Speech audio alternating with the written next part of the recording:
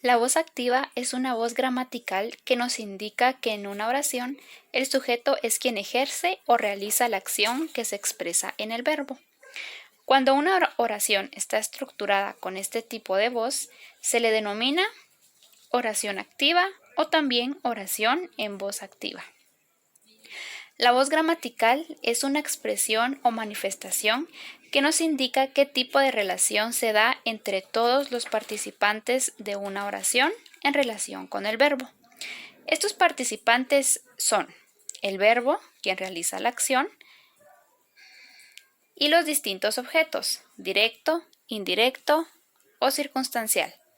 Estos participantes son exigidos por el verbo y establecen con él diferentes relaciones. De esta manera, la voz activa manifiesta que entre el sujeto y el verbo existe una relación activa. En este tipo de voz, el sujeto es un participante activo en relación con el verbo. Esto quiere decir que el sujeto realiza la acción del verbo de forma activa. Es quien provoca, ejerce o detona la acción. Por esta razón, a este tipo de sujeto se le denomina sujeto agente. Es agente porque actúa. Veremos algunos ejemplos de voz activa. Número 1. Yo pinté un cuadro. Esta oración está en voz activa debido a que el sujeto yo es un sujeto agente que tiene una relación activa con el verbo pinté, que realiza la acción. Número 2. Los arquitectos aprobaron el proyecto. Esta oración está en voz activa ya que su estructura nos indica que el sujeto, los arquitectos, es un sujeto agente que realiza la acción aprobaron. Y 3. La guerra cobró muchas vidas inocentes. Esta oración está en voz activa debido a que el sujeto agente, la guerra, es quien ejecuta el verbo cobró. Además del sujeto agente, en una oración de voz activa podemos encontrar otros elementos o participantes sobre los que influye la acción del verbo que ejecuta el sujeto. Estos elementos son, por ejemplo, el objeto directo, sobre este recae la acción del verbo.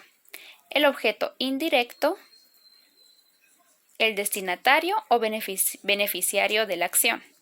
Y los complementos circunstanciales que añaden información extra sobre el lugar, el tiempo, la finalidad, la causa, entre otros. La voz pasiva normalmente es usada en medios escritos como en periódicos y literatura en vez de un lenguaje hablado. Sus usos principales son dos. Cuando queremos enfocarnos en la persona o cosa que hace una acción, o cuando queremos enfocarnos en la acción sin identificar a la persona, que es el agente, que lo hace. Existe la voz pasiva de proceso, ser más participio. Se usa para enfatizar la acción y normalmente introduce el sujeto a través de la preposición por. Además, el complemento directo se transforma en sujeto. Por ejemplo, el pintor termina el trabajo. Eso quiere decir que el trabajo fue terminado por el pintor. También está la voz pasiva de resultado, estar más participio. Describe un suceso una vez que ya ha tenido lugar sin introducir el sujeto que realiza la acción. Por ejemplo, el trabajo está terminado. Esto nos va a informar del resultado.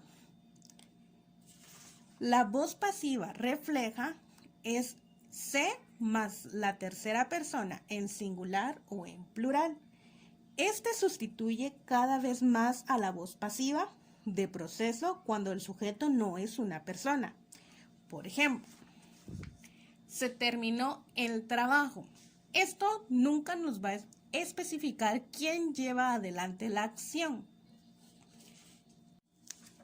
Entonces, la voz activa y la voz pasiva, ¿qué nos quiere decir? Que la voz activa pone de relieve quién o qué realiza la acción.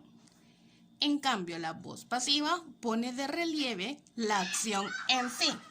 Por ejemplo, la ambulancia conduce al herido al hospital. Esta es una oración con voz activa. El herido es conducido por la ambulancia al hospital. Esta es una oración con voz pasiva.